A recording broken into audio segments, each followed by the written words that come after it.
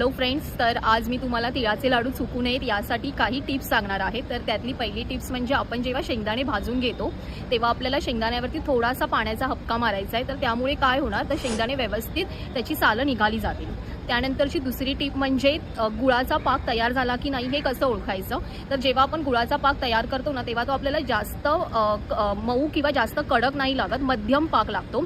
त्यामुळे जेव्हा तो पाक आपण पाण्यात टाकणार तेव्हा त्याची गोळी तयार झाली पाहिजे आणि ती गोळी सुद्धा एकदम अशी मऊसूत तयार झाली पाहिजे, कडक नाही। ती शेवटची टिप म्हणजे जर तुमचा पाक जास्त शिजला गेला आणि तीळ मिक्स करताना जर ते तीळ असे खूप सुटसुटीत आणि मोकळे झाले तर काय करायचं, तर एका भांड्यामध्ये थोडंसं पाणी, थोडंसं तूप आणि गूळ करून त्याला मिक्स करायचं आणि त्याला एक चांगली उकळी द्यायची आणि त्यानंतर तो जो पाक आहे तो या मिश्रणामध्ये मिक्स करायचा। तर त्यामुळे काय होईल, तर लाडू आपले व्यवस्थित सेट होतील आणि व्यवस्थित वळले सुद्धा जातील। तर अशाच नवनवीन टिप्स पाहण्यासाठी तुम्ही माझ्या चॅनलला सबस्क्राईब करा।